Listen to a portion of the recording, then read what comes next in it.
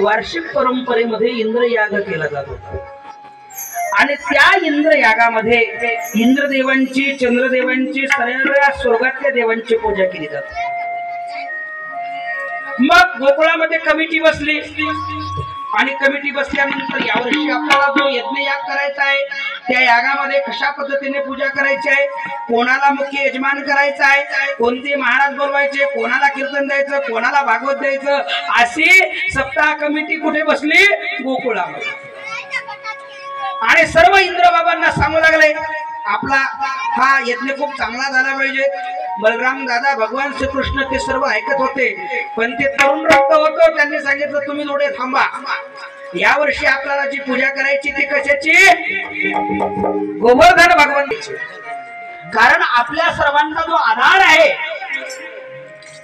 आपले गायी गोपाळ या सर्वांचं संरक्षण करणारा आणि सर्वांना शुद्ध हवा देणारा, अन्न निर्माण करणारा गोवर्धन पर्वत आहे। यावरच आपली सर्व शेती आहे, आपले सर्व गुरं ढोरं कुठे चरतात? याच भूमीमध्ये चरतात।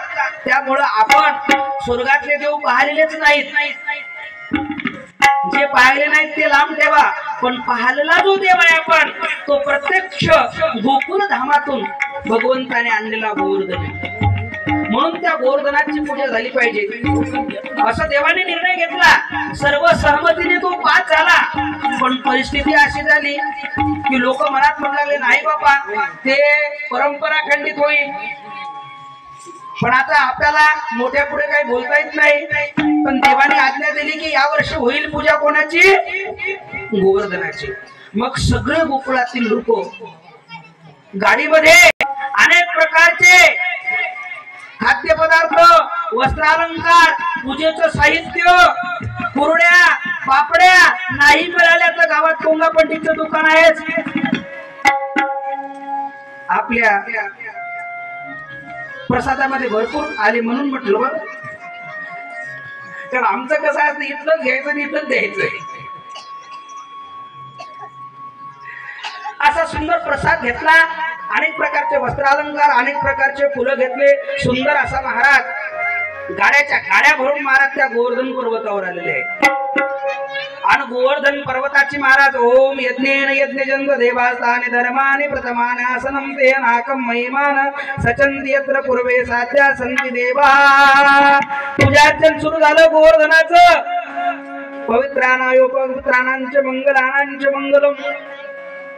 पण इकडं मात्र ज्याची रोज पूजा होत होती तो इंद्र कोपला आणि सांवर्तक नावाचा मेघ, जो जलप्रलयाच्या वेळेला वर्षाव करतो त्यावेळेस त्या सांवर्तकाच्या धारा कशा असतात? मुसळा एवढ्याल्या असतात। आपण मुसळधार पाणी पाहलाच नाही, आपण फक्त सततधार पाऊस पाहला, पण ज्या क्षणाला मुसळासारख्या धारा पडतात मुसळासारख्या, त्या क्षणाला हा सावर्तक नावाचा मेघ या मोठ्या गर्जना करतो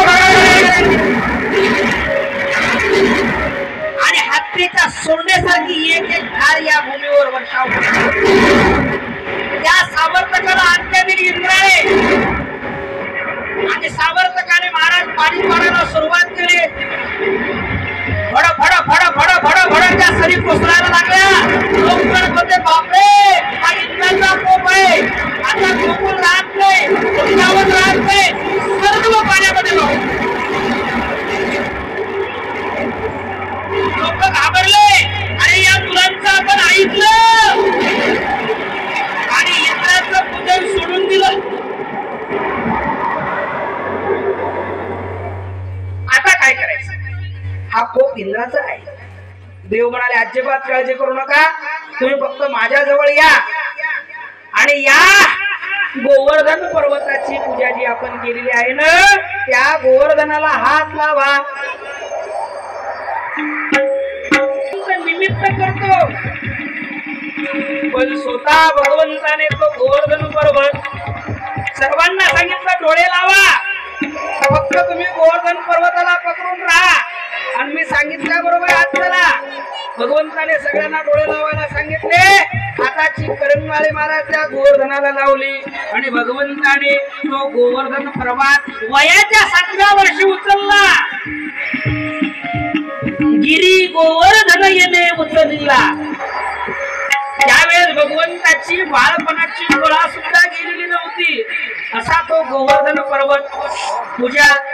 आता या ठिकाणी आपले गोपाळ नेमकेच तिकून यायला लागलेले आहेत.